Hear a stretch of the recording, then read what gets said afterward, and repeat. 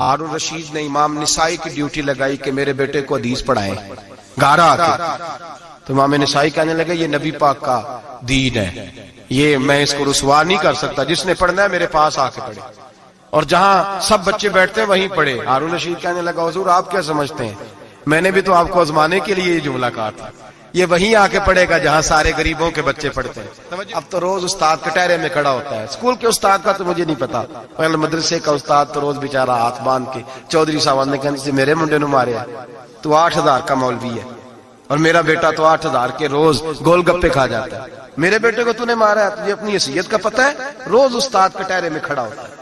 بچے فری میں مفت میں حافظ جی مفت میں حفظ کراتے ہیں.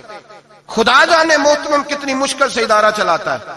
اور بچے کے ماں باپ آ کہتے ہیں بلاؤ مولوی صاحب کو، اس کی طاقت کیسے ہوئی میرے بچے کو مارا ہے. وہ مولوی وہ جو کل دانے لینے آیا تھا وہ آج میرے بچے کو مارے گا؟ یہ رویہ ہے ہمارا. ہارون رشید بادشاہ نے اپنے بیٹے کو امام نسائی کے پاس پڑھنے بٹھایا. ایک دن حضرت کہاں لوگ کہتے بس بس بیٹا ٹھیک ہے سیدھا سیدھا تو دین سیکھ کے آیا، ایسے کسی درویش کا مرید ہونا اور کسی عالم کی نوکری کرنا اب تو بالکل ٹھیک ہے، پیر اساں بھی رکھے نے، یہ کہ تیرا طریقہ ہے، تو تو پیچھے لگ گیا ہے، یہ کس طرح کا تیرا رویہ ہے؟ ہارون رشید بادشاہ، ہارون رشید وقت کا مطلق العنان بادشاہ. امام نسائی ان کے بیٹے کے استاد ہیں. امام نسائی رحمت اللہ علیہ کے پاس بیٹا پڑھتا ہے. ہارون رشید گزر رہا تھا تو بیٹا وضو کرا رہا ہے، شہزادہ وضو کرا رہا ہے استاد جی کو اور پیر دھلا رہا ہے. ہارون رشید گھوڑے سے گزرا تو اس نے دیکھا خانقاہ کے باہر مدرسے کے باہر استاد جی وضو کر رہے ہیں اور بیٹا وضو کرا رہا ہے. سراہی پکڑی ہے، لوٹا پکڑا ہے، استاد جی پیر دھو رہے ہیں. ہارون رشید غصے سے اترا.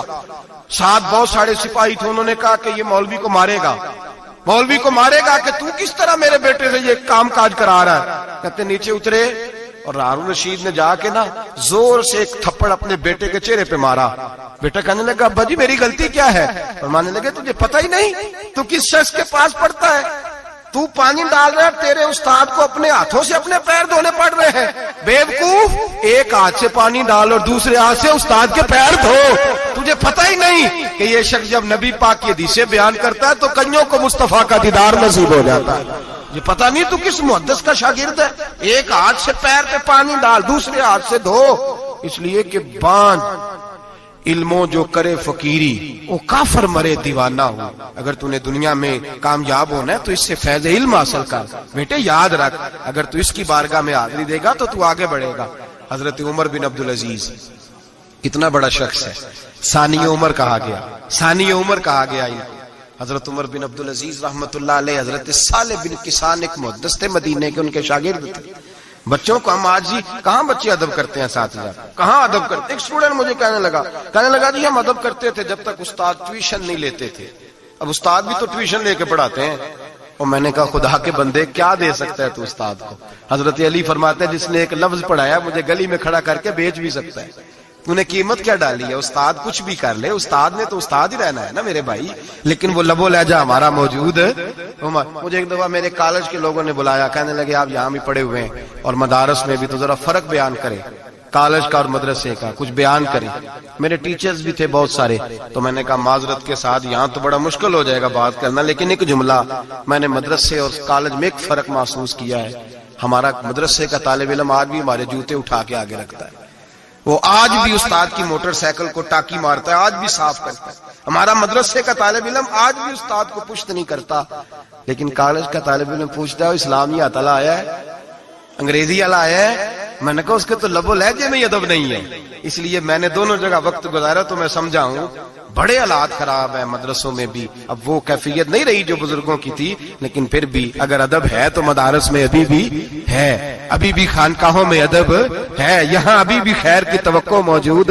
وہاں سے تو رخصت ہو گیا، وہاں تو معاملہ اور طرح کا ہو گیا الا ماشاءاللہ. حضرت عمر بن عبدالعزیز جناب صالح بن کیسان کے پاس پڑھتے تھے، اسٹوڈنٹ تھے، اور پھر بعد میں آپ ان کے مرید بھی ہوئے، باقاعدہ درس لیتے تھے طریقت کا.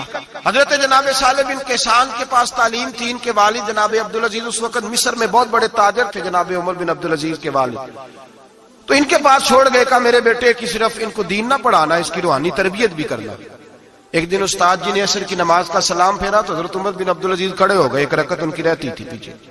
تو آپ نے نماز کے بعد بلایا، اور بڑے میٹھے لبو لہجے میں کہا عمر کیا بات ہے تیری ایک رکعت رہ گئی؟ تو کہنے لگے استاد جی میں کنگھی کر رہا تھا، شیشے کے آگے کھڑا تھا، تو آئینہ دیکھتے دیکھتے بال سوارتے سوارتے مجھے پتہ ہی نہیں چلا، جب آیا ہوں تو لیٹ ہو گیا۔ حضرت صالح بن کیسان رحمت اللہ علیہ نے ان کے والد کو مصر میں خط لکھا، فرمایا آپ کا بیٹا میری پوری فرما برداری نہیں کرتا، کل کو مجھے نہ کہنا تربیت صحیح نہیں ہوئی۔ آج فلاں تاریخ کو اس نے ایک رکعت پوری چھوڑ دی ہے جماعت کے ساتھ، اس لیے کہ وہ کنگھی کر رہا تھا بالوں کی، پوری رکعت چھوڑ دی ہے۔ ابا جی بہت بڑے تاجر تھے پر انہوں نے یہ نہیں کہا کہ مولوی تو پاگل ہو گیا، اس کو تو پتہ ہی نہیں کیا ہو گیا، ابھی بچہ ہو جائے گا سیانا، کوئی بات نہیں ٹھیک ہو جائے گا۔ حضرت عبدالعزیز نے وہاں سے ایک شخص بھیجا پیسے دے کے، گھوڑا دے کے، فرمایا مدینے جاؤ، اور سیدھا مدینے آیا۔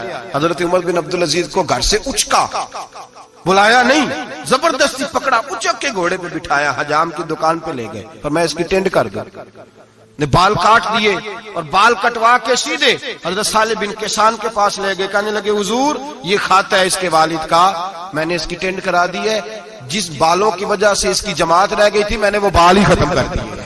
تو اس کے والد کہتے ہیں آپ ذرا ذرا سے بھی بات، ایک ذرہ برابر بھی بچے کے اندر ہم کوتاہی برداشت، ہم اسے سنوارنا چاہتے ہیں، معاشرے کو دینا چاہتے ہیں، ہم ایک خوبصورت انسان بنانا چاہتے ہیں۔ تو حضرت لقمان کہنے لگے بیٹے تو چہرہ رخسار بدل بدل کے لوگوں سے بات نہ کر، اکڑ کے نہ چل، اس لیے کہ اللہ کو اکڑنے والے پسند۔ تو کیا کر وقصد فی مشی کا وغضض من صوتک، درمیانی چال چل، آواز کو پست رکھ۔ ہم اپنے بچوں کو میانہ روی کا درس نہیں دیتے۔ اگر کسی کے پاس بہت زیادہ پیسے ہیں تو وہ بس کہتا ہے میرا بیٹا، میں نے سارے لاڈ دیکھے ہیں، میں نے ہر خواہش پوری کی ہے، یہ تو کوئی عقل مندی کی بات نہیں۔ ضرور خواہشات پوری کریں، اگر ہے تو کنجوسی کرنے سے منع کیا ہے نبی پاک صلی اللہ علیہ وسلم، لیکن بچے کو معتدل رکھیں، اسے دھوپ اور چھاؤں دونوں کا پتہ ہونا چاہیے۔ اگر زمانے میں کبھی کڑی دھوپ آ جائے تو اسے اندازہ ہو کہ میں نے یہاں کیسے کھڑے ہونا ہے، اس کو درمیانہ اور میانہ روی کا اسے درس دیں، اسے پتہ ہو، وہ نرم دل بھی ہو اور برائی کے مقابلے میں ڈٹ جانے کی طاقت بھی رکھتا ہو۔ بچے کو درمیانہ رستہ، میرے نبی کریم علیہ الصلوۃ والسلام نے فرمایا ما عالم نقتصد، جو درمیانی چال چلتا ہے وہ کبھی تنگ نہیں ہوتا، اور خیر الامور اوسطها، سب سے بہترین رستہ وہ ہے جو درمیانہ ہوتا ہے، جس میں افراط و تفریط نہیں ہوتی۔ بچوں کو درمیانہ پن سکھائیں، ان کے لب و لہجے کے اندر ایسا مزاج پیدا کریں کہ جس کے اندر وہ اپنی